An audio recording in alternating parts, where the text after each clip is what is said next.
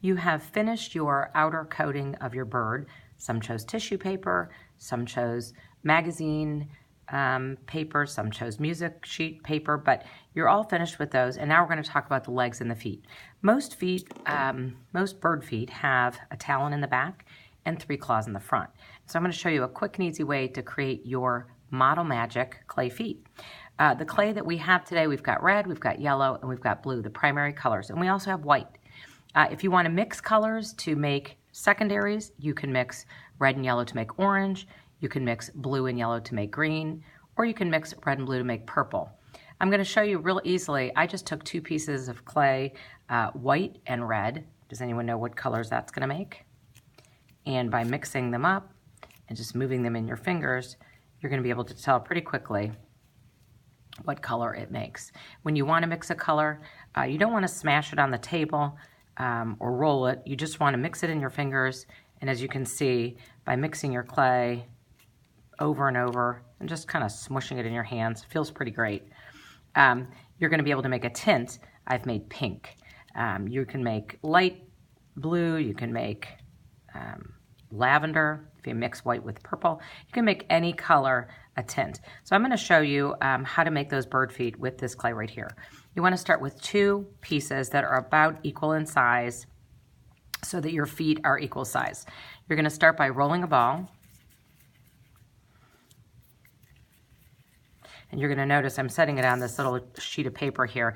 Each one of you are going to take a green sheet of paper. I have a whole stack of them, and you're just going to write your name and your class code on that.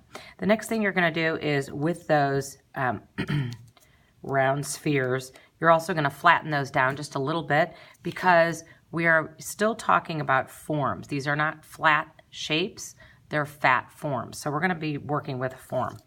Very simply, I'm going to move my paper out of the way.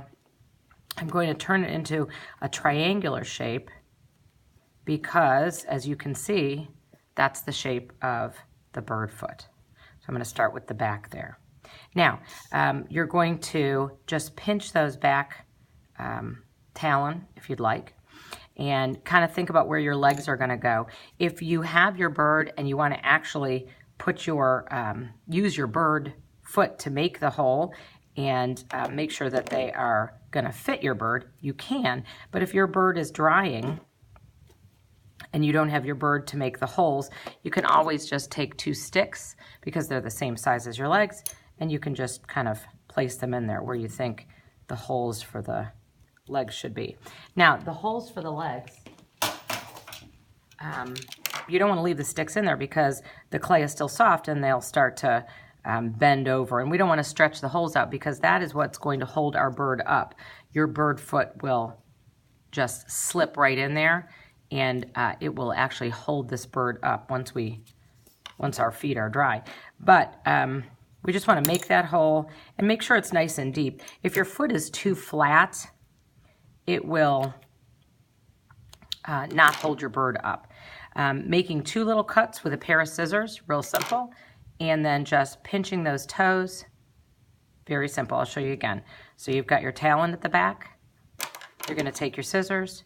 You're going to make 2 cuts, and you're just going to kind of separate those little toes. And then, of course, you want to pinch that middle toe out. And when you're finished, you're just going to let these dry on your placemat.